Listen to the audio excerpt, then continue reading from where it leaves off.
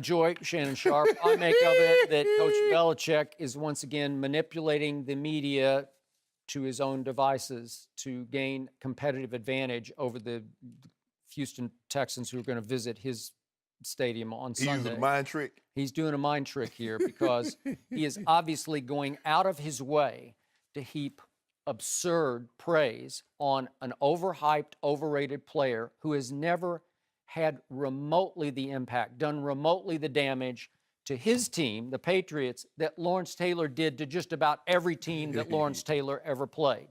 Now, just for context here again, Lawrence Taylor's teams, and I realize he didn't play quarterback, but he was the most devastating defensive force I ever witnessed. I don't know about you, but that's just me. Yeah. And I covered a whole bunch of these. I was at a bunch of these games. Lawrence Taylor went 10-5 in playoff games.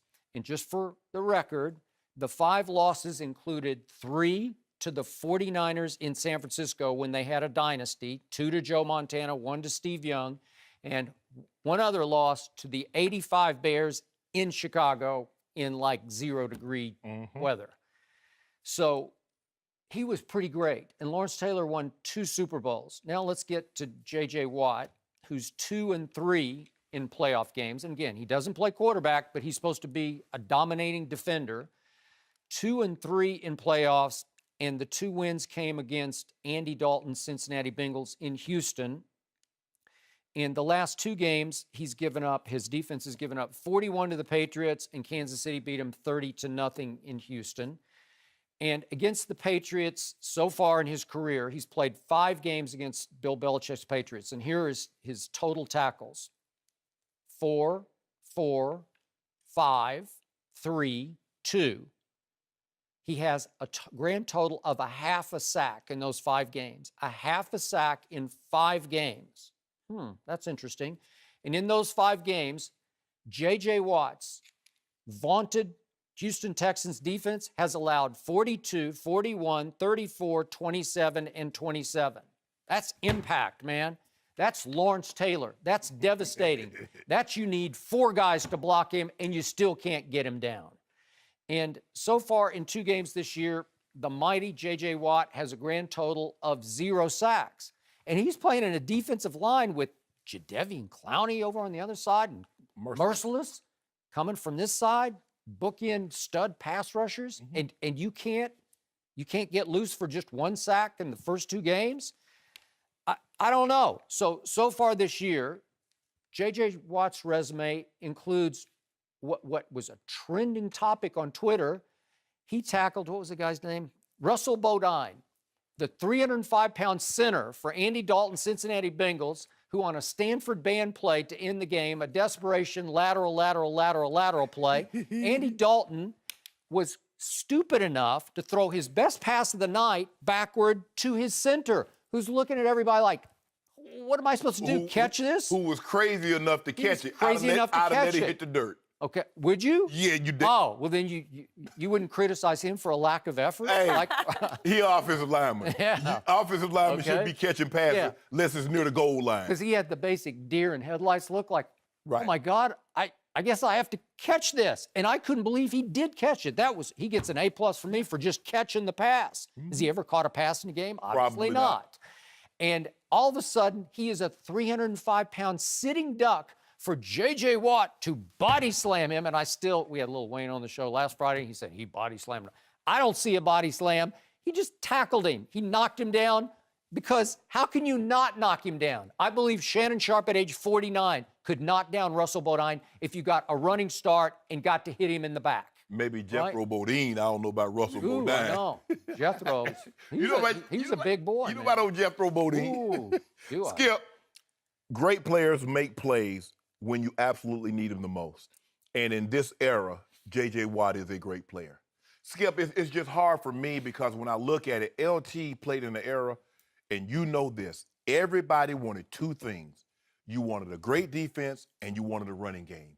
Because people say you can transport that. It could be 105, it could be raining, it could be snowing, it could be freezing. But if you could play defense and you could run the ball, you could win anywhere, any time of the year. Now, can you imagine if LT got to rush the quarterback 45 snaps? LT was dropping in. LT also dropped in coverage. He did. But they was running the football. Skip, you know, in the NFC East, Washington ran the football. Dallas always tried to run the football. The Eagles ran the football.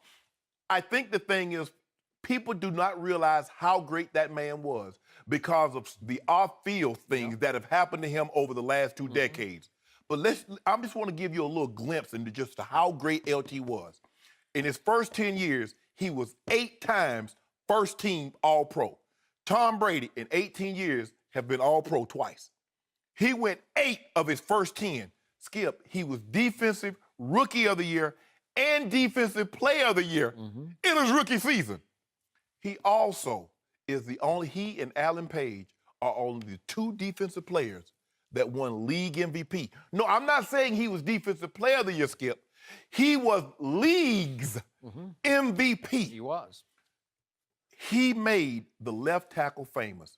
If you played in the NFC, if you could not block 56, you couldn't beat him.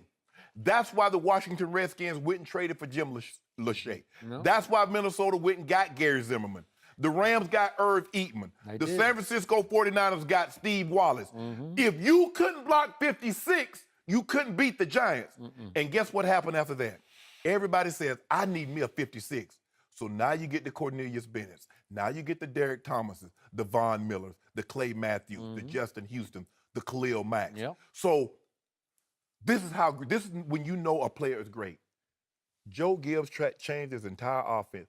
He went and put an H-back in Clint Didier and those guys to help the left tackle block that young man. Now, in this era, J.J. Watt is absolutely great.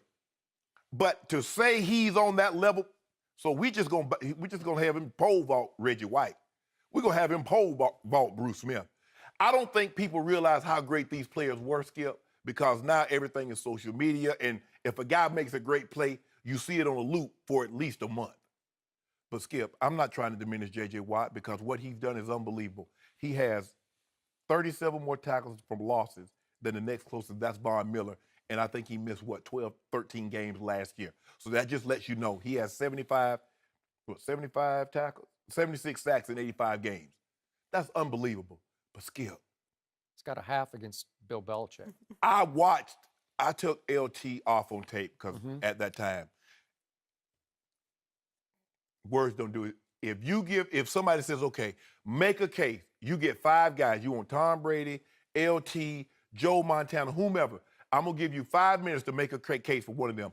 I guarantee you I can make the most compelling case to the most dominant player to ever step on an NFL field is 56 for the New York Football Giants. Now, I know his off-the-field issues. I know he had some issues with substance abuse while he played. But Skip Bayless, let me tell you something. I watched a lot of great defense. I played in the heyday when Reggie was in his absolute apex with the Eagles, and he was special. LT and all these great, Bruce Smith and Time. But that man right there, if there's a Mount Rushmore for players in the NFL, you can't have it if he's not on it.